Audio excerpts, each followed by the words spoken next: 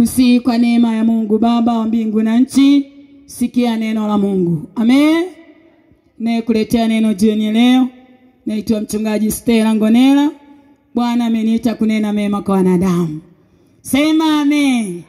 Fungua Injili ya Yohana Mtakatifu sura ya 1. Tasoma mstari wa 1 mpaka wa 5.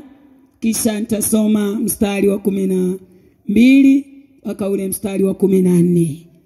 Injili ya Yohana Mtakatifu sura ya 1 mstari wa 1 mpaka wa 5. Tutaruka. Neno la Mungu linasema, hapo mwanzo kulikuwako na neno, naye neno alikuwako kwa Mungu, naye neno alikuwa Mungu. Huyo mwanzo alikuwako kwa Mungu. Vyote vilifanyika kwa huyo, wala pasipo yeye hakikufanyika chochote kilichofanyika.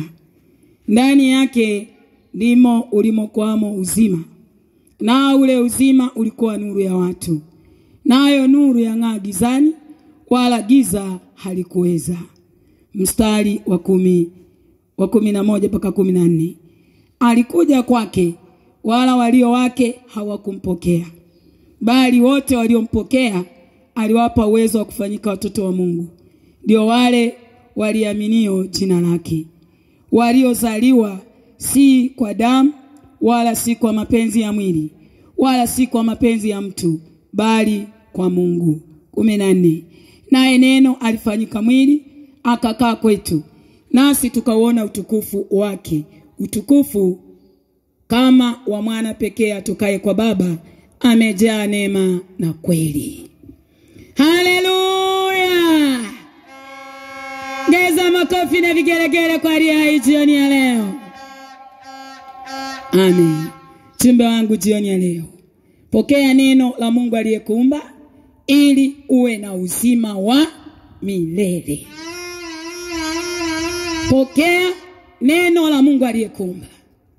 Kila mwanadamu chini ya mbingu, ukimuuliza umeumbwa na Mungu, asema ndio. Hakuna anayesema sijaumbwa na Mungu, wa Mungu simjui, simtaki. Ukimuuliza asema na mimi nimeumbwa na Mungu.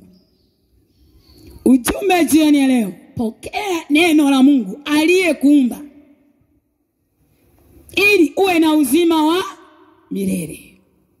Kwa ndani ya mioyo ya wanadamu kuna mambo mbalimbali wamepokea, yamekaa na yanaendesha maisha yao. Wengine wamepokea maneno ya waganga wa kienyeji na wanatembea nayo. Tena anaelekezwa na mganga, hii dawa ukaoge, hii kachimbie kona, hii nyingine utakuwa unaweka kwenye maji. Amepokea maneno ya mganga, ila yeye ameumbwa na nani? Hata wewe ni shahidi, umeumbwa na Mungu, ila umepokea maneno ya nani? Wengine wamepokea maneno ya dini zao. Dini zimewaelekeza mambo mbalimbali ya kuyafanya na kuyatenda, yamo ndani ya mioyo yao na wameyashika. Mtu alichokipokea huwa anakishika, anakiweka moyoni, hapo anakishika kwenda kuitendea nini? Kazi. Wengine wamepokea maelekezo ya kabila na mila ndani ya mioyo yao. Wanatembea uko wetu sisi, kabila letu, sisi tunafanyaga, ni mapokeo wamepokea. Sikiliza mtu wa Mungu. Waweza kupokea maneno mengi chini ya mbingu, yakakaa ndani ya moyo wako, yakaendesha nafsi yako.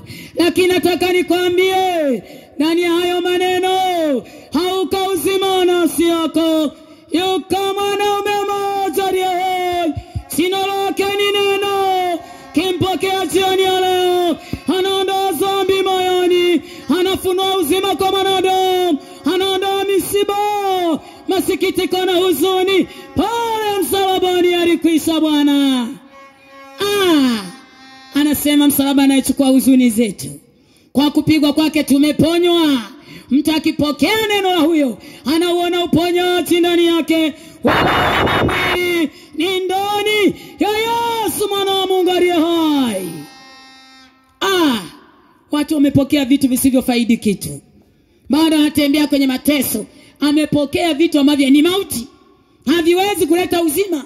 Tena wengi wanatembea na maneno mengi ya dunia hii.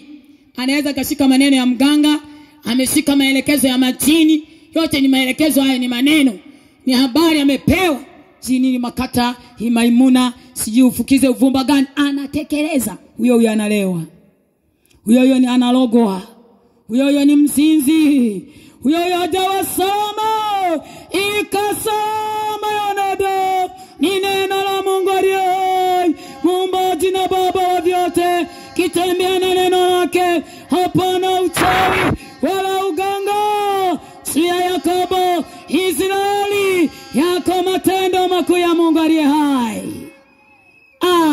Tunapotembea na hili neno hamna uchawi wala uganga wala maonezi ya ibilisi. Na Shetani analijua hili neno la Mungu aliyetuumba. Kama mwanadamu atalikubali moyoni, Shetani anapisha mwenyewe kwa mimi sijasema, mimi sikugusi wewe, ni moto, ni hatari hicho kibeba. Umebeba nini mwanadamu? Na moyo wako ni shahidi. Watu wana vitu wameelekezwa, wameshika ndani ya mioyo yao. Wawe wakulima, wawe wafanya kazi, wawe wafanya biashara, wawe wanafanya kazi makampuni, wawe mama nyumbani na mabinti, wana mambo Shetani amewawekeza, wamepokea ndani ya mioyo yao. Na ndio anayofanya kila siku. Anaenda kazini, mtu anaenda na maneno ya mganga. Unaona amebeba face safi na suti amevaa, msomi nini, anaingia ofisini, mle ndani amefunga dawa kwenye karatasi. Akifika anaanza kufanya hivi, anaanza kuroga ofisini. Utakuwa mchawi mpaka lini mwanadamu? Unatembea na mapokeo ya uchawi. Taga mpaka lini? Wewe umeumbwa na Mungu. Na elimu yake anaanza kutoa dawa kwenye kikaratasi kwenye ofisi. Hapa natawala. Ni alivyoelekezwa mganga. Kila mtu anayekuja hapa anikubali. Natawala. Huo ni uchawi. Umefundisha kuroga. Haujawa salama. Umepokea mauti. Wala haujawa salama. Yukaria hailo. Haria salama yetu. Kimpokea moyoni. Tunakuwa salama roho na mwili Bwana. Hata kama una elimu, unaingia ofisini na Yesu, ukifika mwe unasema Bwana umesema kwa neno lake, ninapokanyaga nyayo zangu umenipa kumiliki na kuteka. Kwa jina la Yesu ofisi inamiliki. Kwa damu ya Yesu, kwa damu ya Yesu haika ulinzi, mamlaka ya kimbingu tembee, maana nimekanyaga kwa nyayo. Sawa na hadi ya neno lako, tunakuwa salama ni ndani ya Yesu mwana wa Mungu aliye hai. Pokea neno la Mungu aliyekuumba salama Baba. Pokea neno la Mungu aliyekupa pumzi na uhai ulionao binti, ili uwe salama. Pokea neno la Baba yolo, ili uwe salama kijana, ni kukaa ndani ya mwana Mungu aliye hai. Amesema mkikaa katika neno langu, mtakuwa wanafunzi wangu kweli kweli. Mtaifahamu kweli. Kweli inatuweka huru. Ukoje moyo wako ni shahidi. Watu wanapokea vitu vya ajabu chini ya mbingu. Siku moja nilipigiwa simu na kijana mmoja. Kijana akasema mchungaji naumwa. Alikuwa mbali. Unaumwa nini? Anasema yani nasikia nilikuwa kazini tu nimesikia kudondoka, kizunguzungu, kihindi hindi, nimepoteza fahamu, naamka pale, nikitaka kutembea tena naenda kidogo na dondoka. Nakosa nguvu mwilini. Sasa hii hali imenipelekea, wameniambia sasa inabidi niende hospitali kubwa. Kasema ipo daktari anaitwa Yesu Kristo wa Nazareti aliye hai, anaponya bila gharama.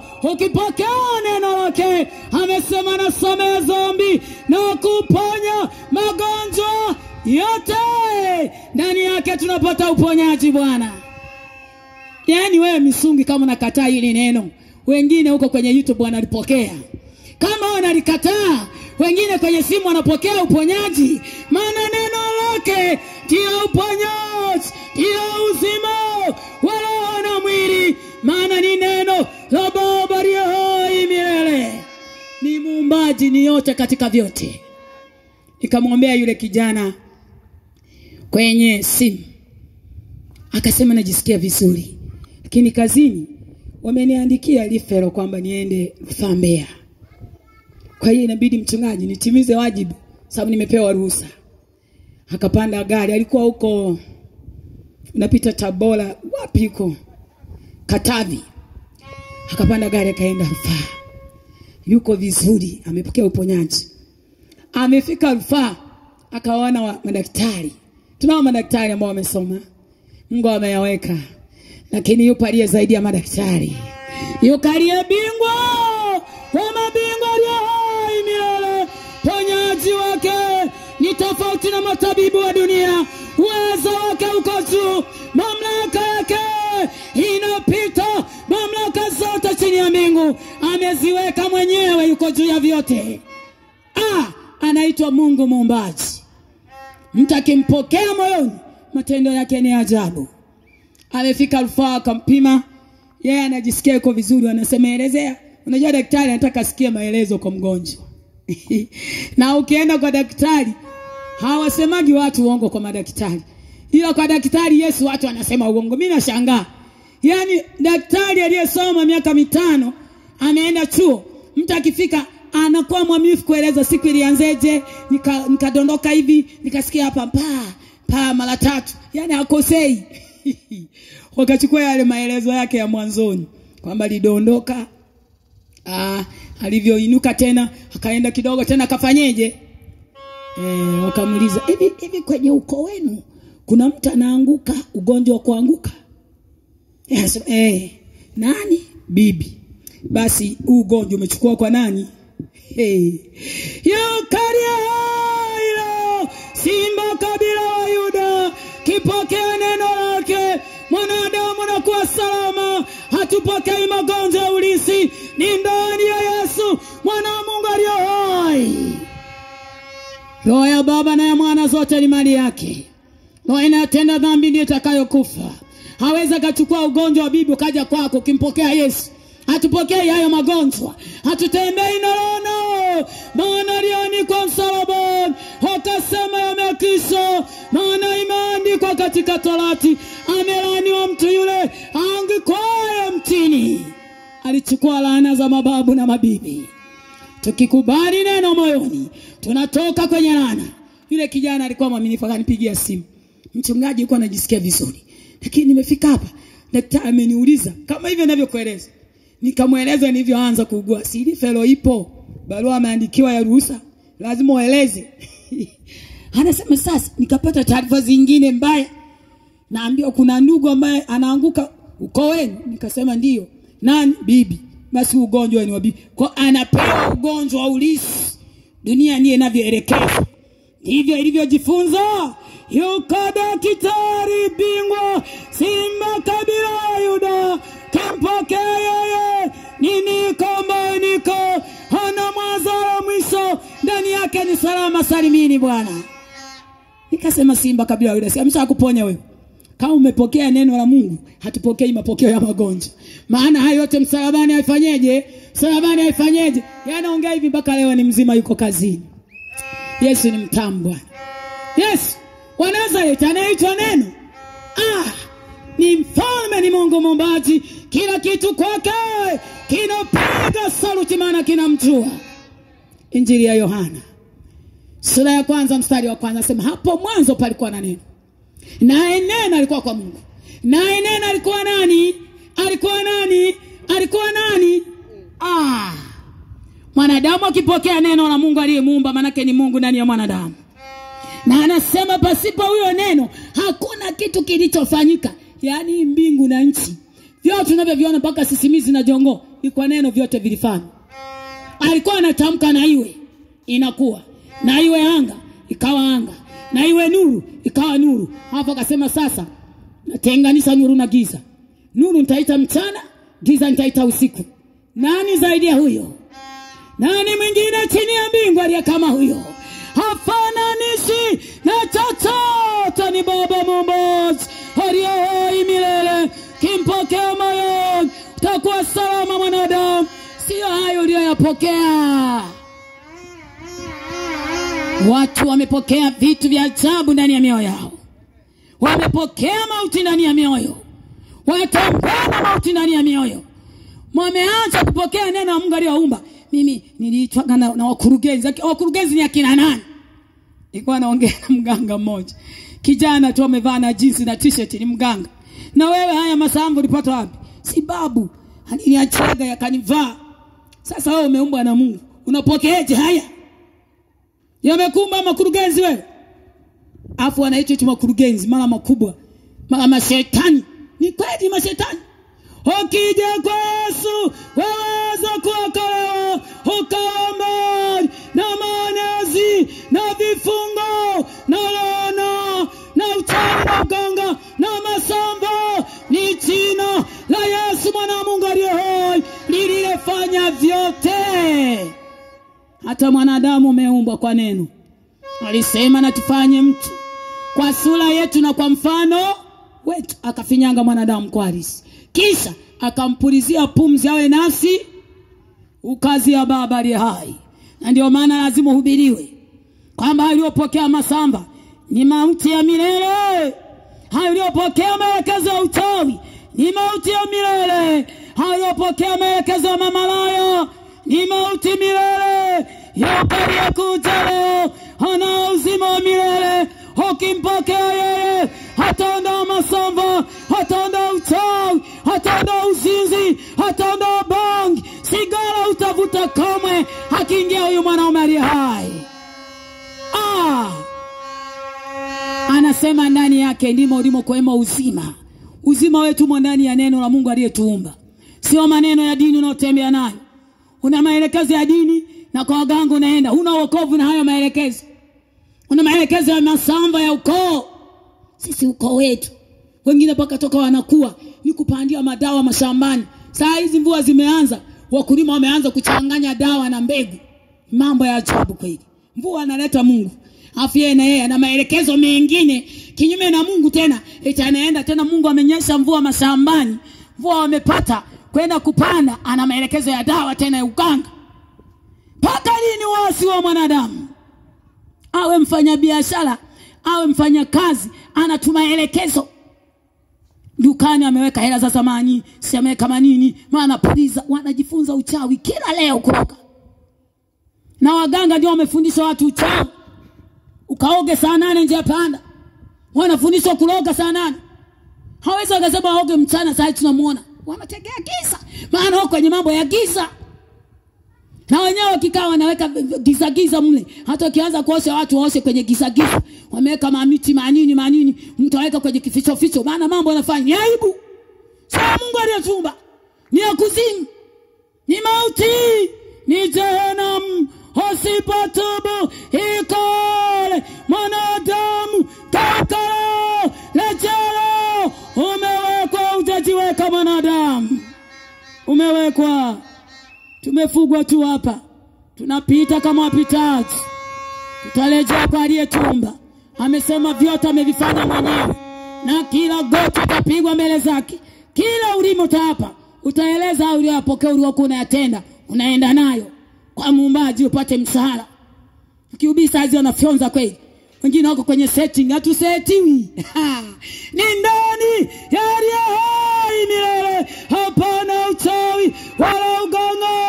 Sia Yakobo, hizi ni matendo makuu ya Mungu. Yeye mwenyewe ni ngao, ni ngome imara. Tukiingia ndani mwake, unarusha mishale haingii. Inakutana na ngao, inakutana na mwamba imara. Kila anaingia ndani mwake anakuwa salama roho na mwili. Geuka mwanadamu. Tumewekwa.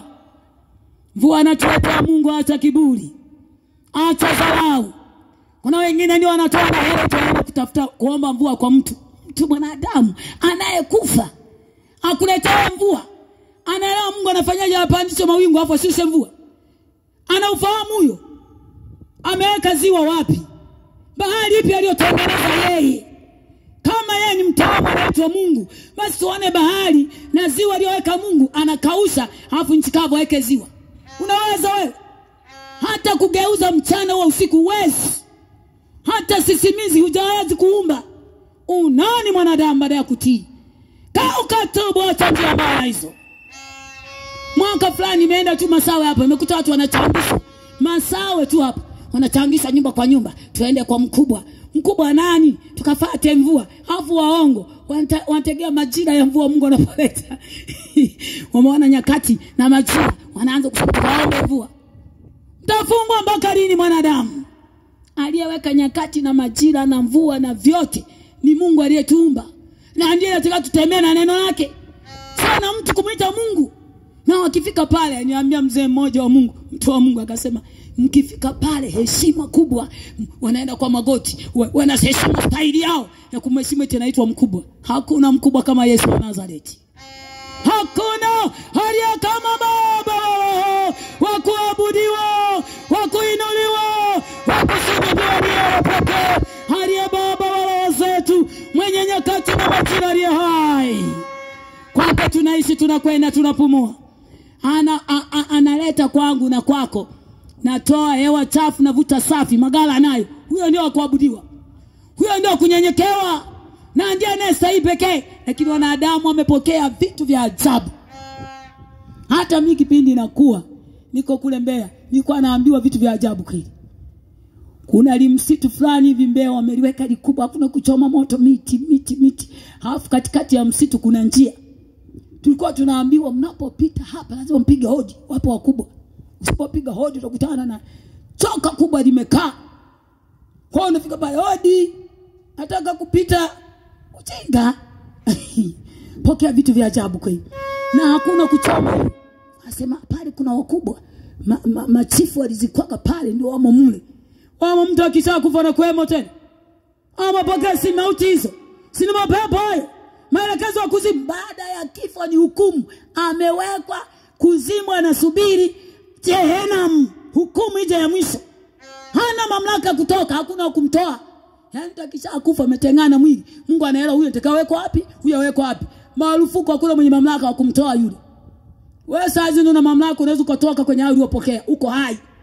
Kitengana roho na mwili. Madoido yote ya dini waliopokea hayo.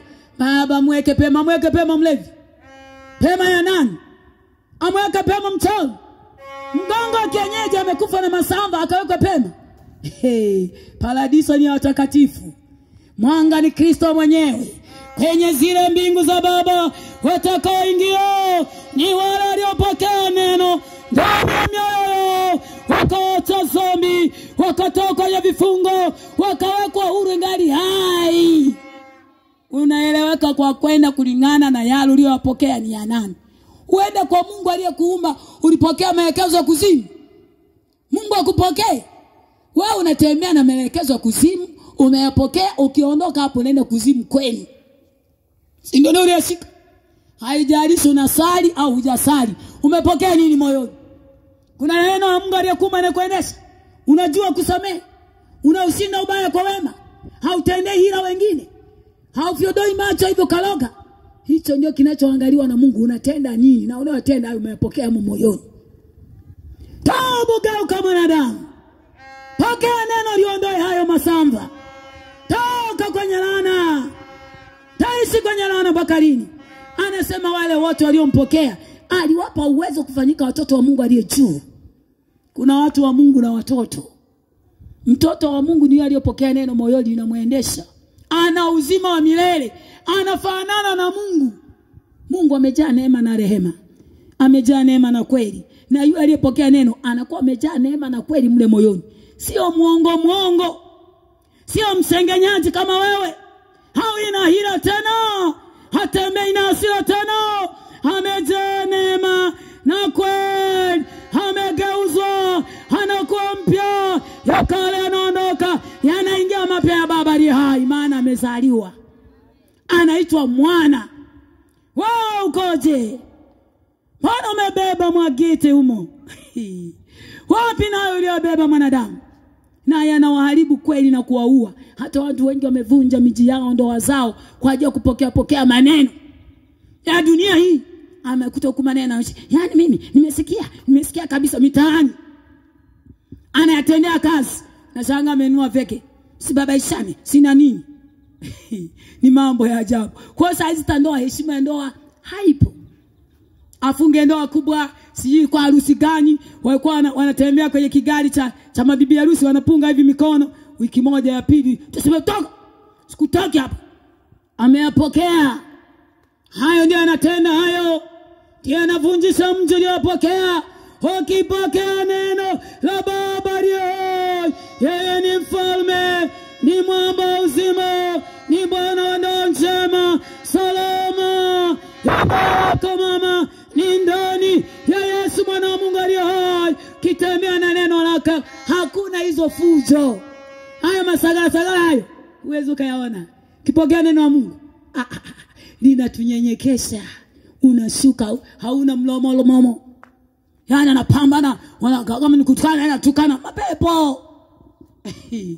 Nilikuwa naongea na mtu mmoja wa Mungu. Mwaka fulani hivi. Ameolewa binti na kijana. Kijana kama ameondoka kazini, yeye amemwacha mke nyumbani. Sasa yeye ameanza kutembea na mahawala.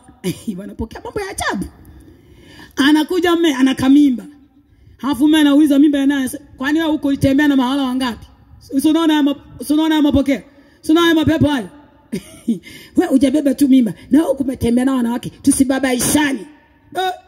Eti kuna mwanamume kuishi na huyo? Si kopo hili. Unaweza kwani nimekuwa mpaka na majibu hayo? Kuna mambo amepokea, anayafuata. Hana neno. Ukiwa na neno hakuna uzinzi, hakuna tamaa. Tunaishi ndani ya Yesu. Hatuwalai kwa tamaa, hatuishi kwenye ndoa kwa tamaa wala kwa visa. Unaelewa Mungu amenikata. Kwanza imekatwa kiu ya uzinzi. Safiri mme. Wewe unanena tu kwa lugha, tamaa kuisha. Neno linakata tamaa ya dhambi. Maana kila mmoja aliyempokea ndani ya huyo neno umo uzima. Haiwezi kuonekana giza, haitaonekana tamaa wala visasi. Ni ndani ya milele. Haweza kukugeuza Bwana. Ndani yake tunakuwa salama roho na mwili. Simama kwa miguu miwili Mungu aliyokupa. Limpendeza mwanadamu ampe miguu miwili. Ng'ombe wana miguu minne, mbuzi wana miguu minne. Lakini mwanadamu akamuumba kwa namna ya tofauti. Kuku wana miguu miwili lakini hawafanani na mwanadamu. Ndio maana anasema na tufanye mtu kwa sura yetu na kwa mfano wetu. Mungu ilimpendeza tufananishe na yeye. Lakini mwanadamu kwa kukataa kupokea neno la Mungu ametoka kwenye mfano wa Mungu. Yaani uko kama mnyama. Wakati mwingine hata mnyama na akili kuliko mwanadamu. Kwa sababu ya kuasi, ya kuishi kinyume na Muumbaji, ya kukataa maagizo. Mwanadamu anaishi takataka, yani anafananishwa na mbwa. Anaweza katembea na waume wenzake hata 5 kwa siku.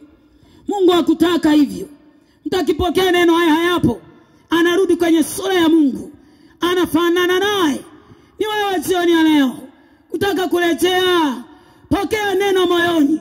Urudi kwenye sura ya Mungu, tufanane naye. Hauwezi kufanana na Mungu wakati umebeba mambo ambayo si ya Mungu. Kila mmoja anayebeba neno la Mungu anafanana naye. Anakuwa na tabia ya uungu, inaumbika ndani mwake. Anaishi aina ya sura ya uungu na tabia ya Mungu ndani. Na moyo wa kusamehe na ushinda ubaya kwa wema. Anakuwa na moyo wa rehema, hashindani na mtu, sio mgomvi. Mungu amemtoa kwenye hayo. Hakitaka kukosea na elekezo la Mungu, maana amempokea yumo moyoni. Hili acha, usifanye hivi, fanya hivi, achilia. Huyu ni ndugu yako, samehe. Sihesabu makosa. Kihesabu makosa kwa mwingine, wewe utasamehewa. Ananyenyekea kwenye lile neno umeelekeza. Anaishi kwenye mapenzi ya Baba wa roho. Taka hicho leo. Bwana akusaidie. Yamkini kuna mtu seminari, una hila na watu. Hiyo sio sura ya Mungu. Umebeba maelekezo ya kipepo. Hiyo sura sio ya Mungu. Uliyopokea yamekuharibu, yamekuondoa kwenye sifa ya kuwa sawa na Mungu. Unaweza kurejea leo, unaweza kurudi leo, maana amelituma neno ili liwe wokovu kwa yule anayepokea. Pokea neno la Mungu likuendeshe. Sio maneno ya waganga. Hawa ni wanadamu tu. Haweza kufanya wewe uwe salamu uwe na uzima. Sipokea maneno ya ukoo, mila, desturi. Wala dunia hii hayana usalama wa nafsi yako mwanadamu. Chukua hatua kuanzia ndani ya moyo wako. Yamkini ni imani yako. Sogea karibu ya jukwaa uliyeko mahali hapa na uliyeko mahali